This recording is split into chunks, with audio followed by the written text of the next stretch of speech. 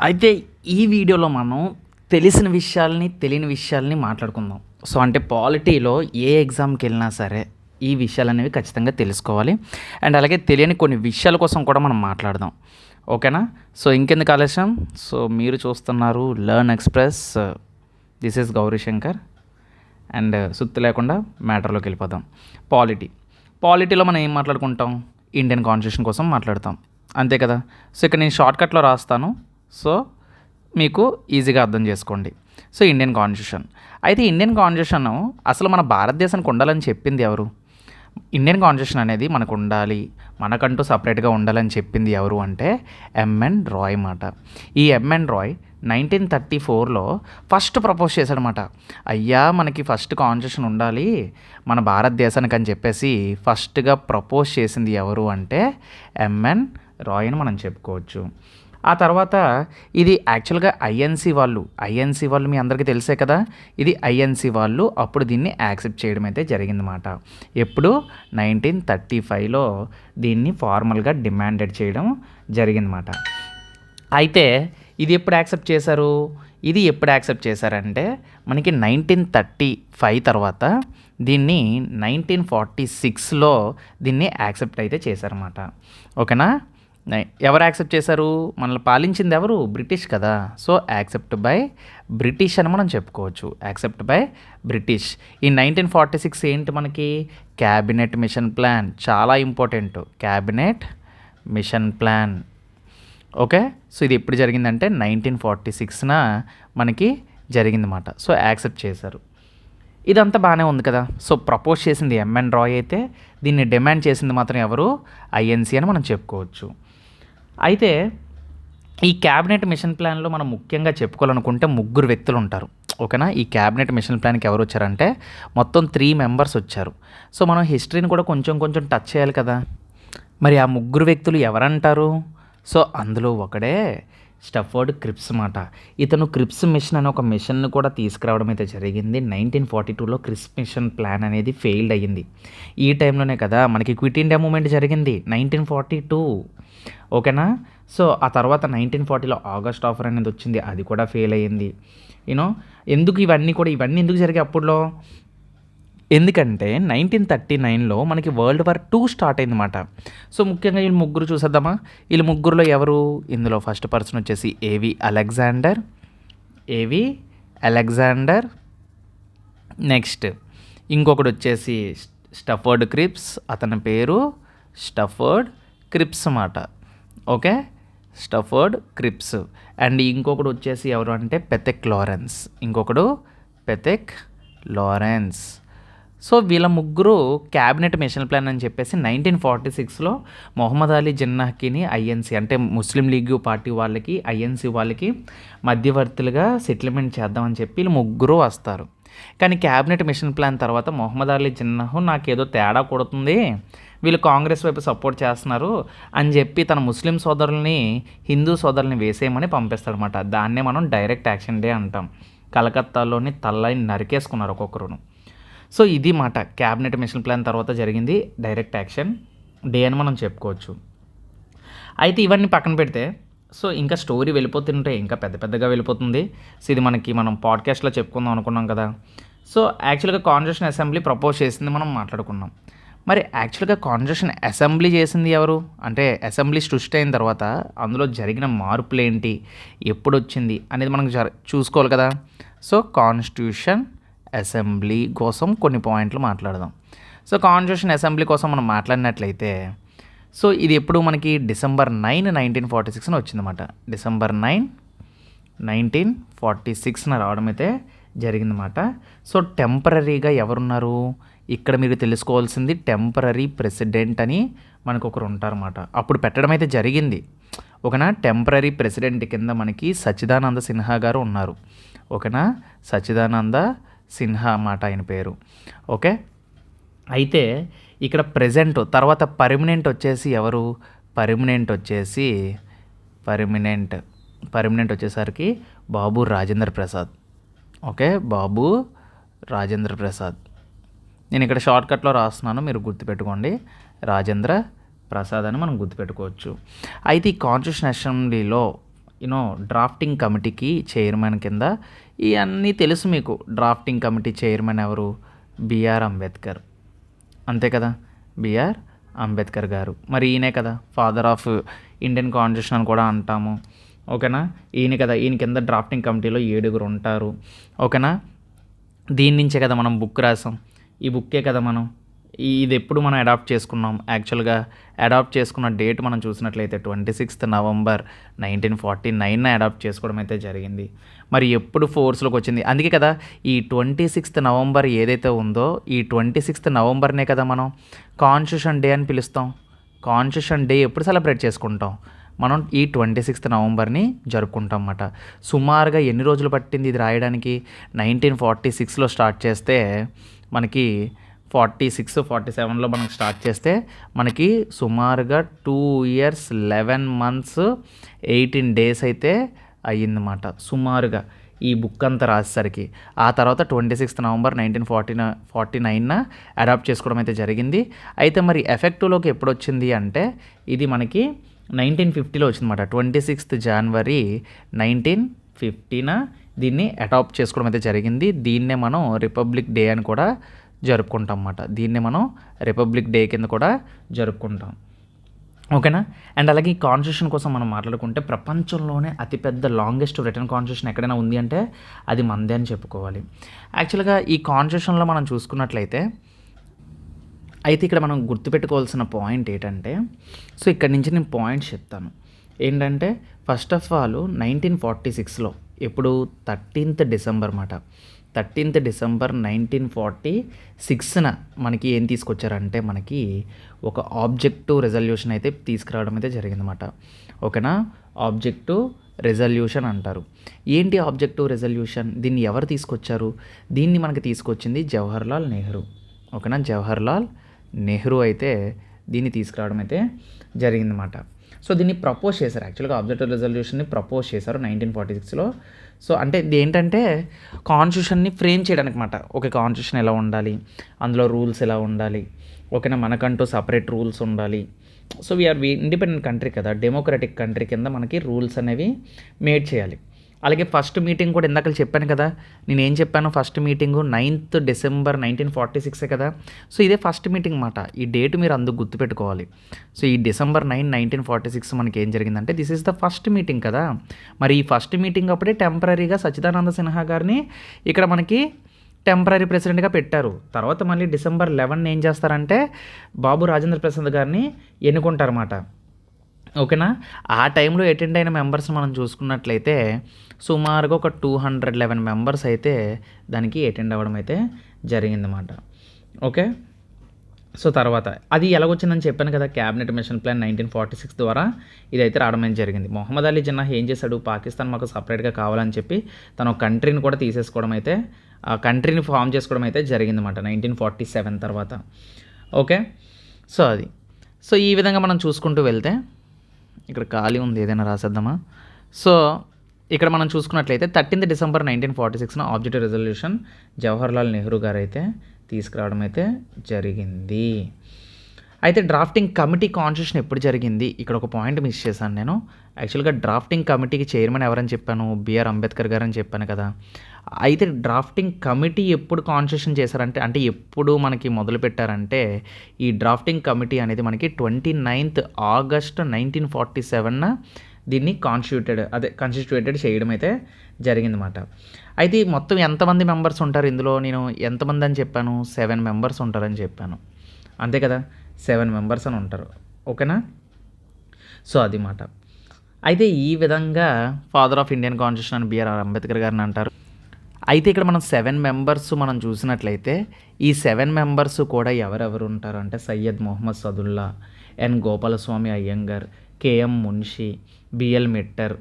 BL Mitter అనేవాడు మనకి replaced by Madhavarao అని చెప్పుకోవచ్చు. ఓకేనా, అలాగే ఖైతాన్ ఉంటారు, డిపి ఖైతాన్.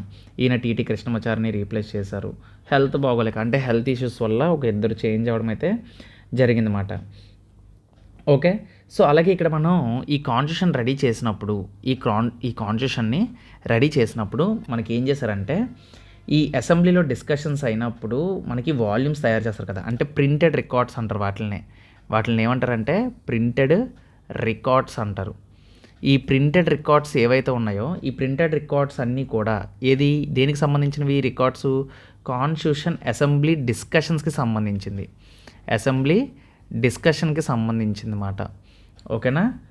సో ఇవి ఎన్ని వాల్యూమ్స్ ఉన్నాయని అడుగుతాడు. మనకి 12 వాల్యూమ్స్ ఉన్నాయి. ఎన్ని వాల్యూమ్స్ ఉన్నాయి? 12 వాల్యూమ్స్ ఉన్నాయన్నమాట. ఓకేనా? సో అది అయితే ఇప్పుడు మనకి డేట్ అడిగాడు అనుకోండి, కాన్స్టిట్యూషన్ డే అడాప్టెడ్ అని అడిగాడు అనుకోండి, 26 నవంబర్ 1949 అని ఈజీగా చెప్పేస్తారు.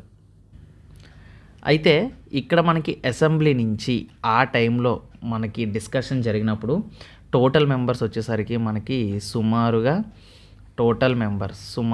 ఎంతమంది అంటే మనకి 389 మెంబర్స్ మాట. అంటే ముస్లిము, సిక్కు జనరల్గా కలిపి. ఓకేనా? ఇందులో మనం చూసుకున్నట్లయితే 296 అనేవాళ్ళు బ్రిటిష్ ఇండియా మాట. అంటే ఇండైరెక్ట్లీ ఎలక్ట్ అయిన వాళ్ళు. అంటే వీళ్ళు బ్రిటిష్ ఇండియాకి సంబంధించిన వాళ్ళు. బ్రిటిష్ ఇండియా నుంచి అంటే ఇండైరెక్ట్గా సెలెక్ట్ చేసిన వాళ్ళు. అలాగే 93 వచ్చేసి మనకి ప్రిన్స్లీ స్టేట్స్. ఇవి నామినేటెడ్ అన్నమాట. ఇవి ప్రిన్స్లీ స్టేట్స్ అని మనం చెప్పుకోవచ్చు. 93 ప్రిన్స్లీ స్టేట్స్. ఓకేనా? సో 296 అనొచ్చు, లేదంటే 292, నాకు కొంచెం ఐడియా లేదు. 93 ప్రిన్స్లీ స్టేట్స్ అనుకోవచ్చు. తర్వాత మనకి ఆఫ్టర్ పార్టీషన్ తర్వాత 299 అయిపోయింది అన్నమాట. ఈ నెంబర్ కాస్త ఏమైంది అంటే 389 కాస్త మరి ముస్లిం వాళ్ళు వెళ్ళిపోయారు కదా. సో ఆఫ్టర్ పార్టీషన్ ఏం జరిగింది అంటే మనకి ఈ నెంబర్ కాస్త మారిపోయింది అన్నమాట. 299 సీట్స్ అని మనం చెప్పుకోవచ్చు. ఓకేనా? అంటే ఒక 10 లక్షల మంది ఒక చోట్లో ఉన్నారనుకో, వాళ్ళకు ఒక సీట్ మాట. సో ఆ విధంగా మాట. ఓకే? సో ఈ విధంగా మనం సీట్స్ కోసం మనం మాట్లాడుకోవచ్చు. అంటే ఇవన్నీ కూడా పాలిటీలోకి వస్తాయి. బట్ మనం పాలిటీలోని ఇంపార్టెంట్గా చెప్పుకోవాల్సిన విషయాలు మాట ఇవన్నీ కూడా. ఇంకొకటి వచ్చేసరికి డిజైనింగ్. అంటే ఇండియన్ ఫ్లాగ్ కోసం మనం మాట్లాడుకోవచ్చు. అంటే మనం ఇండియన్ ఫ్లాగ్ కోసం మనం మాట్లాడుకుంటే దీన్ని పింగళి వెంకయ్య. ఇది నేను రాయాల్సిన అవసరం లేదు, మీ అందరికీ తెలుసు. రేషియో కూడా ఎంత ఉంటుంది? 3:2 రేషియోలో ఉంటుందని మన అందరికీ తెలుసు. ఓకేనా? అయితే ఇక్కడ ఏదైతే మనం ఇండియన్ ఫ్లాగ్ మన ఇండియన్ ఫ్లాగ్ ఏదైతే మనం తీసుకున్నామో ఈ ఫ్లాగ్ అనేది మనకి ఎప్పుడు అడాప్ట్ చేసుకున్నారు అంటే 22 జూలై 1947 దీన్ని అడాప్ట్ చేసుకోవడం అయితే జరిగిందన్నమాట. సో ఫ్లాగ్ అడాప్షన్ డే అని మనం చెప్పుకోవచ్చు. ఇది అడాప్ట్. ఓకేనా? సో తర్వాత ఇంకా మనం మాట్లాడుకుంటే నేషనల్ యాంథమ్ కూడా ఉంటుంది. ఓకేనా? National anthem. ఈ నేషనల్ యాంథమ్ అనేది మనకి 24 జనవరి 1950 దీన్ని అడాప్ట్ చేసుకోవడం అయితే జరిగిందన్నమాట, నేషనల్ యాంథమ్. అలాగే నేషనల్ సాంగ్ కూడా, ఈవెన్ నేషనల్ యాంథమే కాదు, నేషనల్ సాంగ్ కూడా అడాప్ట్ చేసుకోవడం జరిగింది. మన నేషనల్ సాంగ్ ఏంటి? వందే మాతరం. ఓకేనా? 24 జనవరి 1950 అని మనం చెప్పుకోవచ్చు. అలాగే 24 జనవరి 1950 మనకి రాజేంద్ర ప్రసాద్ గారిని ఫస్ట్ ప్రెసిడెంట్ ఆఫ్ ఇండియాగా అనౌన్స్ చేయడం అయితే కూడా జరిగిందన్నమాట. ఓకే? మనకి నేషనల్ సాంగ్ తెలుసు కదా, జనగణమన. సో ఇది మన నేషనల్ యాంథమ్. మన నేషనల్ యాంథమ్ జనగణమన మనకి రవీంద్రనాథ్ ఠాగూర్ గారు రాయడం అయితే జరిగింది కదా. సో ఇవి కొన్ని ఫ్లాగ్కి అండ్ సాంగ్స్కి సంబంధించిన ఇంపార్టెంట్ పాయింట్స్. ఇంకొక దాంట్లో మనం ఇంకా డైరెక్ట్గా ఇండియన్ కాన్స్టిట్యూషన్కి సంబంధించిన, అంటే కాన్స్టిట్యూషన్ పెట్టిన తర్వాత, ఫామ్ అయిన తర్వాత కొంతమంది పేర్లు అయితే మనం ఇక్కడ చూద్దాం. అయితే మీ అందరికీ ప్రెసిడెంట్ తెలుసు, ప్రైమ్ మినిస్టర్ తెలుసు, ఇవన్నీ మనకి ఆల్రెడీ మనం చదివే ఉంటాం. కానీ కొన్ని ఇంపార్టెంట్ పాయింట్స్లో మనం యాక్చువల్గా ఎడ్యుకేషన్ మినిస్టర్, తర్వాత ఇలాంటి రేర్ పాయింట్స్ అనేవి మనం యాక్చువల్గా టచ్ చేస్తూ ఉండం. సో ఎడ్యుకేషన్ మినిస్టర్ ఎవరు మనకి ఇక్కడ? మనకి ఎడ్యుకేషన్ మినిస్టర్ ఎవరు అంటే మనకి మౌలానా అబ్దుల్ కలాం ఆజాద్. ఓకేనా? ఆయన పేరేంటి? మౌలానా అబ్దుల్ కలాం ఆజాద్. ఓకే? ఈయన హిందూ అండ్ ముస్లిం యూనిటీకి సపోర్ట్ చేస్తూ ఫస్ట్ క్యాబినెట్ ఆఫ్ ఇండిపెండెంట్ ఇండియాలో మొట్టమొదటి ఎడ్యుకేషన్ మినిస్టర్ అని మనం చెప్పుకోవచ్చు 1952లో. ఓకేనా?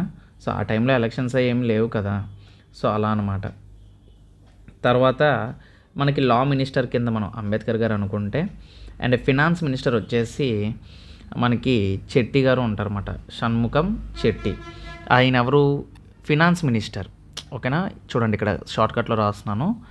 సో ఫినాన్స్ మినిస్టర్ వచ్చేసరికి మనకి షణ్ముఖం శెట్టి మాట, శెట్టి. ఈయన ఫినాన్స్ మినిస్టర్ అన్నమాట. అలాగే డిఫెన్స్ మినిస్టర్ వచ్చేసి ఎవరు అంటే మనకి, అంటే ఇవి ఇంపార్టెంట్ అన్నమాట డిఫెన్స్ మినిస్టర్స్ ఆ టైంలోని ఫస్ట్ మాట వీళ్ళందరూ కూడా బల్దేవ్ సింగ్ అని మనం చెప్పుకోవచ్చు. అలాగే లేబర్ మినిస్టర్, లేబర్కి కూడా ఒక మినిస్టర్ని పెట్టడం అయితే జరిగింది. లేబర్ మినిస్టర్ వచ్చేసరికి మనకి బాబు జగ్జీవన్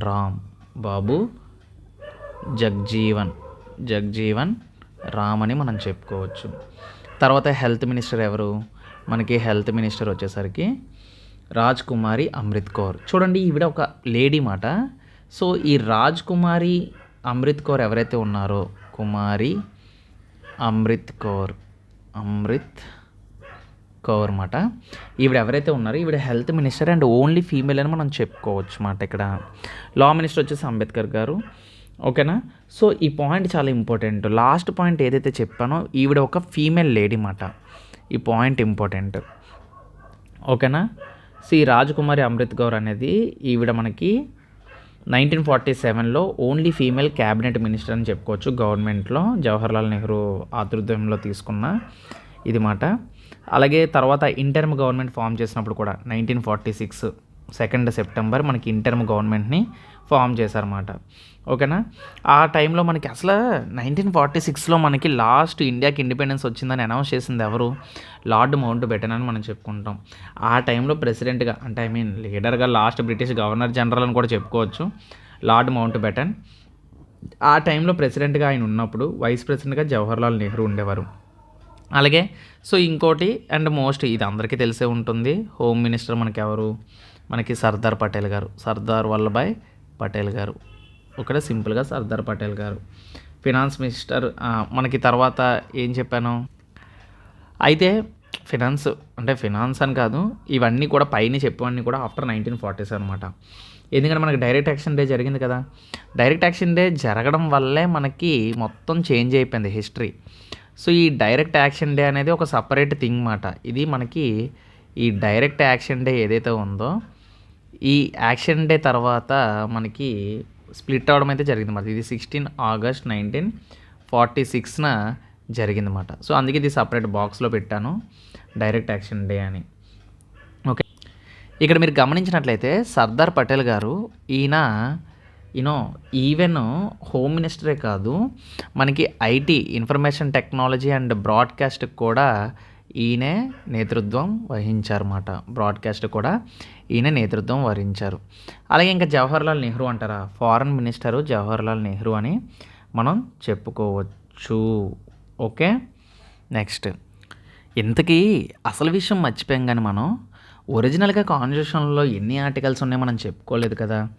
సో యాక్చువల్గా అప్పటికి ఇప్పటికీ చాలా తేడా ఉంది. అయితే ఇప్పుడు నేను ఒరిజినల్గా మనం మాట్లాడుకున్నట్లయితే ఒరిజినల్గా ఇండియన్ కాన్స్టిట్యూషన్లో 395 ఆర్టికల్స్ ఉండేవి. 395 ఆర్టికల్స్ ఉండేవి, 22 పార్ట్స్ ఉండేవి, తర్వాత 8 షెడ్యూల్స్ ఉండేవి. ఇది మనకి యాక్చువల్గా చెప్పాలంటే ఒరిజినల్ మాట. ఓకే, సో తర్వాత ఇక్కడ ఏంటి, ఇప్పుడు ప్రెజెంట్ మరి కరెంట్ అంటే ఇప్పుడు మనం ప్రెజెంట్ కోసం మాట్లాడుకోవాలి కదా. సో ప్రెజెంట్ మనం చూసుకున్నట్లయితే మనకి 468 ఆర్టికల్స్ అనుకుంటా. 68 వాట్ కాదు 468 కాదు, 448 ఆర్టికల్స్ అయితే ఇప్పుడు ప్రెజెంట్ అయితే ఉండడం అయితే జరిగింది. అలాగే షెడ్యూల్స్ వచ్చేసరికి మనకి 12 షెడ్యూల్స్ అయ్యాయి, పార్ట్స్ వచ్చేసి 25 పార్ట్స్ అయ్యాయి అన్నమాట. అండ్ షెడ్యూల్స్ వచ్చేసి 12 షెడ్యూల్స్ అన్నమాట. ఈ 12 షెడ్యూల్స్ కూడా ఎలా గుర్తుపెట్టుకోవాలో మనం ఆల్రెడీ ఒక వీడియో చేయడం అయితే జరిగింది. ఓకే, సో ఇది కొన్నిసార్లు మనం గుర్తుపెట్టుకోవాలి, అందుకే ప్రతిదీ కూడా మనం చూసుకోవాలి జాగ్రత్తగా. సో కొత్త పార్ట్స్ అయితే యాడ్ చేయడం అయితే జరిగింది. ఇప్పుడు మనం చూసినట్లయితే సో ఇది ఆర్టికల్స్ కోసం మనం తెలుసుకోవాల్సిన కొన్ని ఇంపార్టెంట్ పాయింట్స్ అన్నమాట. ఓకేనా, సో తెలిసిన విషయాలు నేను అవాయిడ్ చేస్తున్నాను కొన్ని. అంటే ఫర్ ఎగ్జాంపుల్ ఇప్పుడు మనం చూసుకున్నట్లయితే మనకి మేజర్ కమిటీస్ ఉంటాయి. For example union power committee ఎవరు? Jawaharlal Nehru. Rules for procedure committee ఎవరు? డాక్టర్ రాజేంద్ర ప్రసాద్. మనకి ఇంకా ప్రొవిన్షియల్ కాన్స్టిట్యూషన్ కమిటీ ఎవరు? సర్దార్ పటేల్ గారు. అంటే ప్రావిన్సెస్ అసలు యాక్చువల్గా ఇండియన్ ప్రావిన్సెస్ కొన్ని కలవకపోతే జునాగఢ్, తర్వాత కాశ్మీరు, తర్వాత హైదరాబాదు, వీటన్నిటిని కూడా కలిపింది ఎవరు? సర్దార్ వల్లభాయ్ పటేల్ గారు. అలాగే స్టీరింగ్ కమిటీ ఎవరు? మనకి రాజేంద్ర ప్రసాద్ గారు. డ్రాఫ్టింగ్ కమిటీ బిఆర్ అంబేద్కర్ గారు. Advisory committee on fundamental rights and minorities and tribal and excluded areas అని మనకి ఏ కమిటీ ఉంది అంటే సర్దార్ వల్లభాయ్ పటేల్ గారు. ఇవన్నీ ఆయనే చూసుకునేవారు అన్నమాట మైనారిటీ కమిటీస్ కోసం అడ్వైజరీ కమిటీ కింద. అలాగే union constitution committee Jawaharlal Nehru. State committee వచ్చేసి ఆయనే తీసుకునేవారు అన్నమాట. ఓకేనా. సో ఇంకా మిగతా అదర్ కమిటీస్ ఉంటాయి కొన్ని, లైక్ ఎడ్హాక్ కమిటీ వచ్చేసి మనకి ఆయన పేరు వరదాచారి అంటారు. సో ఆయన ఉన్నారు. అలాగే మనకి కాన్స్టిట్యూషన్ అసెంబ్లీ యొక్క కమిటీ అంటే ఫంక్షన్స్ గురించి, కాన్స్టిట్యూషన్ అసెంబ్లీ యొక్క ఫంక్షన్స్ మీద కమిటీ ఉండేది, దానికి జీవి మల్వంకర్ ఉండేవారన్నమాట. ఓకేనా. సో ఇలాగ అదర్ కమిటీస్ కొన్ని ఉంటాయి. సో అవన్నీ కూడా మనం చూసుకోవచ్చు, చెప్పుకుంటే చాలా ఉంటాయి ఇంకానా. సో ఇవన్నీ కూడా నేను రాయకుండా నార్మల్గా మీతో షేర్ చేసుకుంటున్నాను. ఇంకా అలాగే మన కాన్స్టిట్యూషన్ ఏమి మన చేతితో రాశారు, హ్యాండ్ రిటన్ కాన్స్టిట్యూషన్ అనేది ఉంటుంది. అండ్ ఇది కూడా మనకి ఎలా అంటే చాలా కంట్రీస్ తీసుకున్నారన్నమాట. సుమారుగా ఒక 10 కంట్రీలు తీసుకున్నారు. 10 కంట్రీల నుంచి తీసుకొని ఇండియన్ కాన్స్టిట్యూషన్ అయితే మనం రాయడం అయితే జరిగిందన్నమాట. ఓకేనా. ఫర్ ఎగ్జాంపుల్ చూసినట్లయితే ఇప్పుడు ఫ్రాన్స్ ఉంది. ఫ్రాన్స్ నుంచి మనం ఏం తీసుకున్నాం? Liberty, equality, fraternity. ఈ 3 కూడా మనం ఫ్రాన్స్ దేశం నుంచి తీసుకున్నాం అన్నమాట. ఓకేనా. అలాగే ఐర్లాండ్ ఉందనుకోండి. ఐర్లాండ్ అంటే ఇప్పుడు రాజ్యసభలోని ఒక నామినేషన్ వేయాలన్న థీమ్ ఎక్కడి నుంచి మనం తీసుకున్నామంటే ఐర్లాండ్ నుంచి తీసుకున్నాం. ఓకేనా. ప్రెసిడెంట్ యొక్క ఎలక్షన్స్ ఎలా పెట్టాలి, ఇది కూడా ఐర్లాండ్ నుంచి తీసుకున్నాం, డిపిఎస్పి. సో ఇలాంటివి మాట. ఓకేనా. ఇప్పుడు ఫండమెంటల్ డ్యూటీస్ చూడండి, మనకు రష్యా టైప్లో తీసుకున్నాం. తర్వాత ఆస్ట్రేలియా చూడండి, ఆస్ట్రేలియా నుంచి మనం జాయింట్ సిట్టింగ్ ఎలా చేయాలి, trade and commerce, concurrent list. ముఖ్యంగా కాన్కరెంట్ లిస్ట్ అనేది ఎక్కడి నుంచి తీసుకున్నామంటే మనం ఆస్ట్రేలియా నుంచి తీసుకున్నామని చెప్పుకోవచ్చు. సో ఇది మాట. అంటే ఈ విధంగా ఇప్పుడు అమెరికా నుంచి మనకి ఫండమెంటల్ రైట్స్, అమెరికా నుంచి, తర్వాత parliament reform of government, so మన యూకే నుంచి. సో ఈ విధంగా మనం చాలా రకాలుగా మనం డిఫరెంట్ కంట్రీస్ నుంచి డిఫరెంట్ రూల్స్ అండ్ రెగ్యులేషన్స్ అయితే మనం అడాప్ట్ చేసుకోవడం అయితే జరిగిందన్నమాట. ఓకే. సో అది నెక్స్ట్ ఇంకా మనం ఏదైనా మాట్లాడుకుంటే మన భారతదేశం కోసం మాట్లాడుకుంటే వీఆర్ ఫెడరల్ గవర్నమెంట్.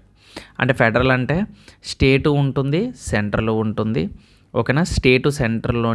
సెంటర్ వాళ్ళు స్టేట్ యొక్క ఇంటర్నల్ అఫైర్స్లో జోక్యం చేసుకోకూడదు. అలాగే ఇండియా యొక్క సెక్యులర్ కంట్రీ అని మనం చెప్పుకోవచ్చు. థియోక్రాటిక్ కంట్రీ అంటారు. అంటే ఒక ప్రీస్ట్, మన పాప్ చనిపోయినప్పుడు చూడండి ఎంత ఇది చేశారో. అంటే అలాంటి చర్చ్ ఫాదర్లు, ప్రీస్టులు ఇలాంటి వాళ్ళు పరిపాలిస్తారు. మనది అలాంటిది కాదు, మనది సెక్యులర్ కంట్రీ. అంటే secular means all religions are equal అనమాట. ఓకేనా. సో అలాగే మనం చూసుకున్నట్లయితే మన ఫ్యూచర్స్ వచ్చేసరికి మనది ఒక సింగిల్ సిటిజన్షిప్ అని మనం చెప్పుకోవచ్చు.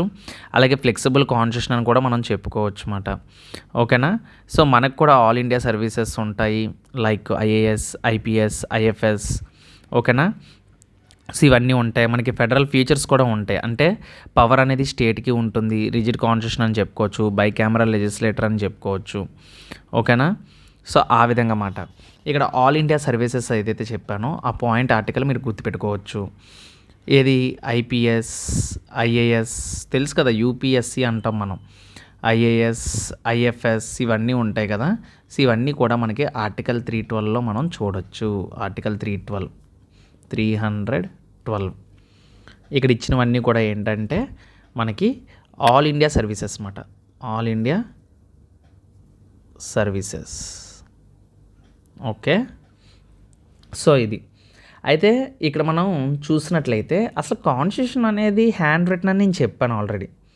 అది కూడా ఇంగ్లీష్లోని కొంచెం హ్యాండ్ రిటన్ చేశారు. ఒరిజినల్ కాన్స్టిట్యూషన్ అనేది మనకి ఏంటంటే ఎవరు చేశారు యాక్చువల్గా ఈ కాన్స్టిట్యూషన్ని హ్యాండ్ రిటన్ చేశారని చెప్పాను కదా. సో ఎవరు చేశారంటే ఆయన పేరే ప్రేమ్ బిహారీ. ఈ పేరు గుర్తుపెట్టుకొని రాస్తున్నాను, ఇంపార్టెంట్ అయినవే మనం రాసుకుందాం. ప్రేమ్ బిహారీ నారాయణ్ రైజ్దా. ఓకే. సో ఈయన మనకి ఈ ఒరిజినల్ కాన్స్టిట్యూషన్ ఏదైతే ఉందో దీన్ని హ్యాండ్ రిటన్ చేయడం అయితే జరిగింది. ఇంగ్లీష్లో హ్యాండ్ రిటన్ చేయడం అయితే జరిగింది. ఓకే, సో ఇది ఒక ఇంపార్టెంట్ పాయింట్ అని మనం చెప్పుకోవచ్చు. అయితే ఇంకొక పర్సన్ ఉంటాడు. ఆ పర్సన్ పేరు నేను ఇక్కడ రాస్తాను చూడండి. ఈయన ఏంటంటే మనకి హిందీ క్యాలిగ్రఫీ అని ఉంటుంది కదా. సో కాన్స్టిట్యూషన్లో హిందీ క్యాలిగ్రఫీ రాశారన్నమాట. ఈయన పేరు వసంత్. సింపుల్గా గుర్తుపెట్టుకోండి, ఈయన పేరు వసంత్ అన్నమాట. వసంత్ కృష్ణన్ వైద్య. ఈయన ఏం చేశాడంటే హిందీ క్యాలిగ్రఫీని రాశాడనమాట. కాన్స్టిట్యూషన్లో హిందీ క్యాలిగ్రఫీని రాశాడు. ఓకే, ఏది ఇండియన్ కాన్స్టిట్యూషన్లో. సో ఈయన పేరు వసంత్ కృష్ణన్ వైద్య. ఓకే, సో ఇలా అన్నమాట. సో ఇలాగా మనం వాటి యొక్క డిజైనింగ్ చేసిన వాళ్ళ కోసం మనం మాట్లాడుకున్నాం. అయితే ఒకవేళ కాన్స్టిట్యూషన్ యొక్క సింబల్ అడిగారు అనుకోండి, ఇప్పుడు కాన్స్టిట్యూషన్ యొక్క సింబల్ ఏంటి అని అడిగారు అనుకోండి, సింబల్ ఆఫ్ ఇండియన్ కాన్స్టిట్యూషన్ వచ్చేసి మనకి ఎలిఫెంట్. సింబల్ ఆఫ్ కాన్స్టిట్యూషన్ వచ్చేసరికి మనకి ఏంటి, ఎలిఫెంట్ అని మనం చెప్పుకోవచ్చు. అలాగే లార్జెస్ట్ కాన్స్టిట్యూషన్ అని నేను ఆల్రెడీ చెప్పాను ప్రపంచంలోనే. అలాగే ఇంకొక వ్యక్తి ఉంటాడు, డెకరేషన్ చేసిన వ్యక్తి. అంటే చుట్టూ డెకరేషన్, ఈ పువ్వులు గట్ట ఈయన స్తంభాల టైపు పెట్టి ఈ డెకరేషన్ చేసిన వ్యక్తి ఎవరు అంటే నందలాల్ బోస్ అంటారన్నమాట ఇతన్ని. ఈయన డెకరేషన్ చేశాడు. డెకరేషన్ ఆఫ్ కాన్స్టిట్యూషన్ చేసింది ఎవరు అంటే నందలాల్ బోస్ అని చెప్పుకోవచ్చు. అలాగే క్యాలిగ్రఫిక్ స్టైల్ ఈయన హిందీ అని అనుకుంటే వసంత కృష్ణ వైద్య అని మనం చెప్పుకోవచ్చు ఒరిజినల్ కాన్స్టిట్యూషన్లో. అలాగే సింబల్ ఆఫ్ కాన్స్టిట్యూషన్ అంటే ఎలిఫెంట్ అని మనం చెప్పుకోవచ్చు. ఓకేనా, సో అది. సో ఈ విషయాలన్నీ పక్కన పెడదాం. ఓకేనా, సో ఇప్పుడు మనం ఆర్టికల్స్లోకి వెళ్దాం. ఓకేనా, ఇంపార్టెంట్ ఆర్టికల్స్. అది కూడా ఏదో స్టార్టింగ్ నుంచి అన్ని బోరుగా మనం చెప్పుకోవడం కాదు.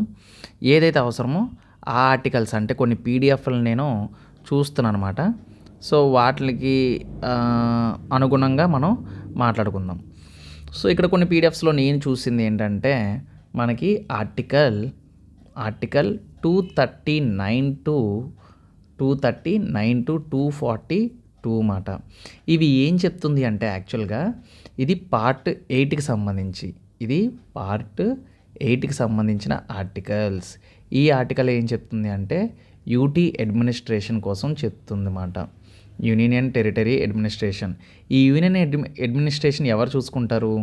ప్రెసిడెంట్ చూసుకుంటారు అన్నమాట. ఎప్పుడైనా గుర్తుపెట్టుకోండి, యూనియన్ టెరిటరీ యొక్క అడ్మినిస్ట్రేషన్ ఎవరు చూసుకుంటారు?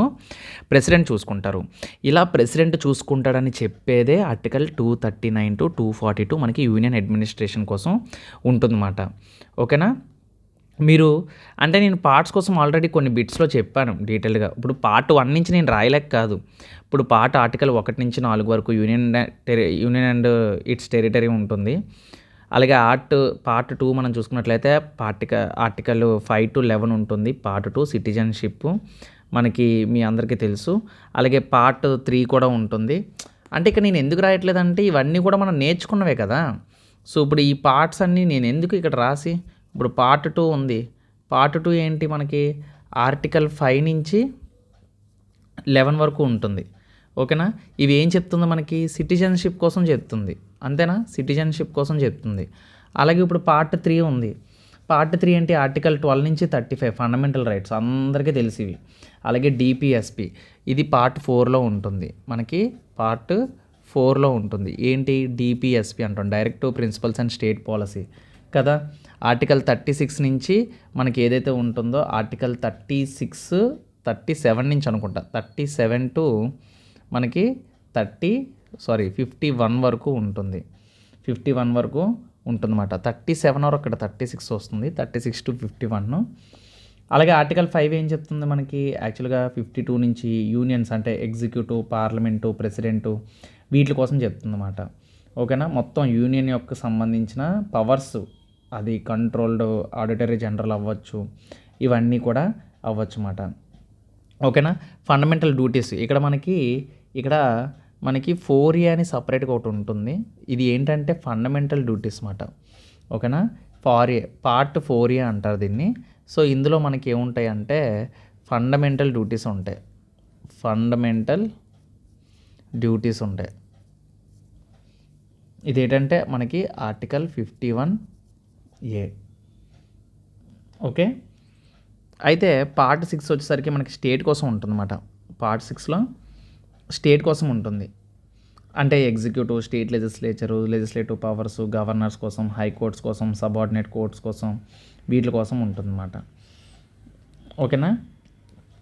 సో ఇలాగ మనకి 25 పార్ట్స్ ఉంటాయి. 25 పార్ట్స్ ఉంటాయి. ఇందులో మనం టచ్ చేయలేని పార్ట్ కోసం ఎప్పుడు మనం మాట్లాడుకోవాలి, అంతే కదా. అన్నిటికన్నా నేను ఇక్కడ ఇంపార్టెంట్గా ఏం మాట్లాడతానంటే పార్ట్ 18 కోసం మాట్లాడతాను.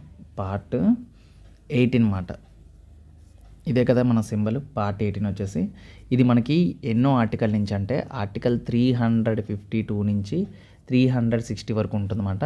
ఇవే మనకి ఎమర్జెన్సీ ప్రొవిజన్స్, ఎమర్జెన్సీ కోసం చెప్తుందన్నమాట ఈ పార్ట్. ఇది చాలా ఇంపార్టెంట్.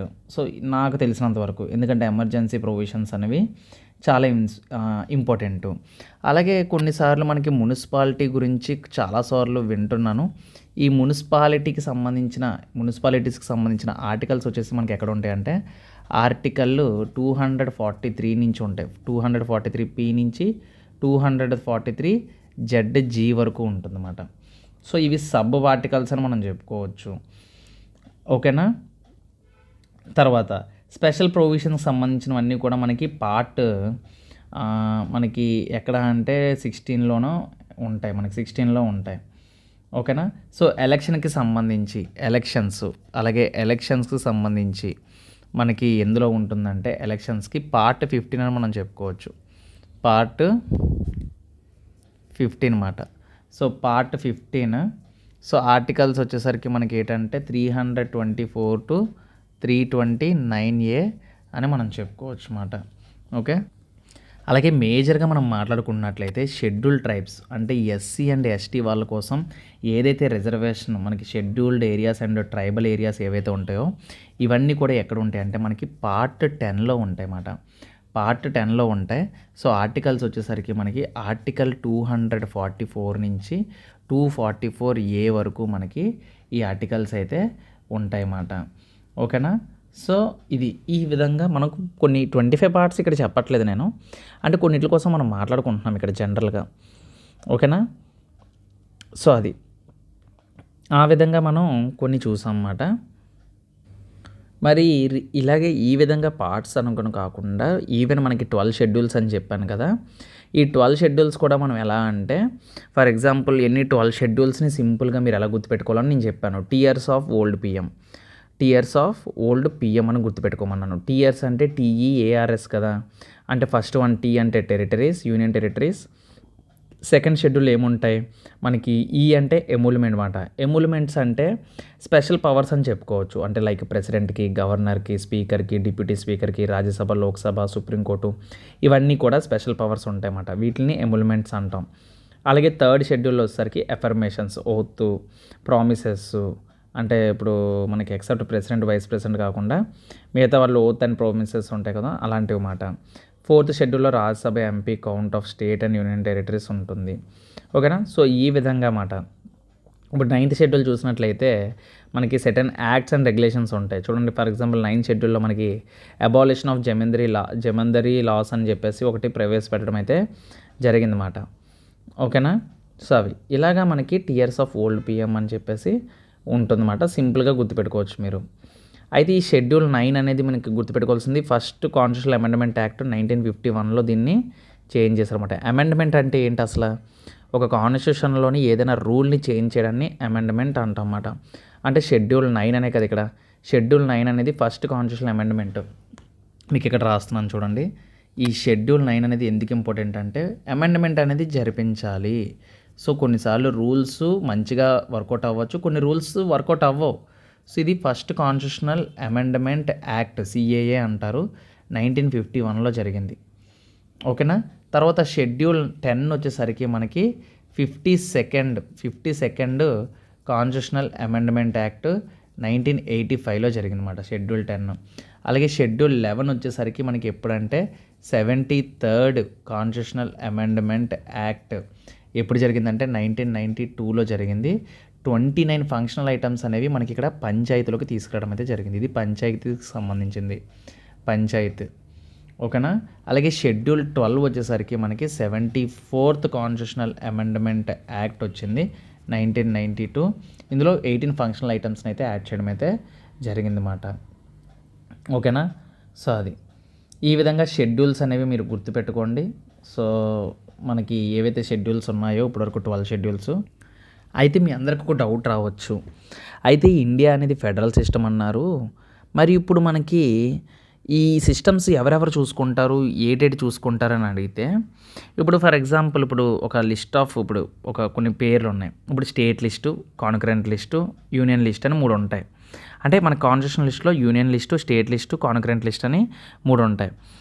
అంటే ఎలా అంటే ఇక్కడ మీకు ఏం చెప్పాలంటే, ఇప్పుడు యూనియన్ లిస్ట్ అనుకోండి, ఇది సెంటర్ చూసుకుంటుంది అనమాట. ఇప్పుడు ఫర్ ఎగ్జాంపుల్ ఢిల్లీ పోలీస్ ఉంది, సెంట్రల్ గవర్నమెంట్ చేతిలో ఉంటుంది. Defence, for example foreign affairs అవ్వచ్చు, డిఫెన్స్ అవ్వచ్చు, అటామిక్ ఎనర్జీ అవ్వచ్చు, అలాగే వార్ అండ్ పీస్ అవ్వచ్చు, బ్యాంకింగ్ అవ్వచ్చు, రైల్వేస్ అవ్వచ్చు, పోస్ట్ అండ్ టెలిగ్రాఫ్స్ అవ్వచ్చు, ఎయిర్లైన్స్ అవ్వచ్చు, ports, foreign trade, currency and coinage, ఇవన్నీ కూడా యూనియన్ చేతిలో ఉంటాయి.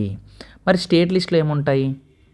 స్టేట్ లిస్ట్లో సబ్జెక్ట్స్ ఎలా ఉంటాయంటే, ఇప్పుడు ఏ స్టేట్లో వీలైతే ఆ స్టేట్లో ఏ అగ్రికల్చరు, పోలీసు, లోకల్ అఫైర్స్ అవ్వచ్చు, గవర్నమెంట్ పబ్లిక్ స్కీమ్స్ అవ్వచ్చు, పబ్లిక్ హెల్త్ స్కీమ్స్ అవ్వచ్చు, ల్యాండ్ అవ్వచ్చు, లిక్కర్ అవ్వచ్చు, ట్రేడ్ అవ్వచ్చు, ఓకేనా, యానిమల్స్ హస్బెండరీ అవ్వచ్చు, పబ్లిక్ సర్వీసెస్ అవ్వచ్చు, స్టేట్ పబ్లిక్ సర్వీసెస్ అన్నమాట. ఇవన్నీ స్టేట్ చేతుల్లో ఉంటాయి అన్నమాట. ఓకేనా. సో ఇవి స్టేట్ చూసుకుంటుంది, సెంటర్కి పని లేదు వీటితో. ఓకేనా. మరి కాన్కరెంట్ లిస్ట్ అంటే ఏంటి? కాన్కరెంట్ లిస్ట్ అంటే ఫర్ ఎగ్జాంపుల్ ఎడ్యుకేషన్కి సంబంధించి, లేదంటే ఏదైనా అగ్రికల్చర్ ల్యాండ్కి సంబంధించి, అంటే అది కూడా అగ్రికల్చర్ ల్యాండ్ అనేది ట్రాన్స్ఫర్ ఆఫ్ ప్రాపర్టీ ఏవైనా ఉంటే దానికి సంబంధించినవన్నీ కాన్కరెంట్ లిస్ట్లో ఉంటాయి అన్నమాట. ఫారెస్ట్, ముఖ్యంగా ఫారెస్ట్ ఒకటి, ట్రేడ్ యూనియన్స్ ఒకటి, ఓకేనా, ఇవి కాన్కరెంట్ లిస్ట్లో ఉంటాయి అన్నమాట. సో ఈ విధంగా మనం కొన్ని పాయింట్స్ అయితే చెప్పుకున్నాం ఇందులోని. ఓకేనా. సో వన్ షాట్ వీడియోలు చేద్దామంటే మనది సపోర్ట్ లేదు, లేదంటే యాక్చువల్గాన మనకి బాగా వర్క్ అయితే మనం చెప్పుకుందాం. సో నేను ఇక్కడ రాసేదానికన్నా నోటితో చెప్పేదే ఎక్కువగా చెప్తున్నాను. సో మీ అందరికీ తెలుసు. సో ఇది పాలిటీలోని పార్ట్ 1కి సంబంధించిన కొన్ని ఇంపార్టెంట్ బిట్స్ అన్నమాట. చూడండి ఎన్ని చెప్పుకున్నామో, పాలిటీ అన్ని స్టార్ట్ చేసి మనం ఇప్పటికప్పుడు ఈ క్లాస్లో ఎన్ని పాయింట్స్ కవర్ అయ్యాయో. ఓకేనా. అది కూడా చాలా పాయింట్స్ నోటితోటే చెప్పేశాను, రాయకుండా. ఏదైతే అవసరమో, ఏదైతే ఎక్కువగా ఎవరు పట్టించుకోరో అలాంటి పాయింట్స్ ఇక్కడ రాస్తున్నాను. సో నెక్స్ట్ వీడియోలో మళ్ళీ ఇంకొక వీడియోతో మీ ముందుకు వస్తాను. సో పాలిటీని మంచిగా కంప్లీట్ చేద్దాం.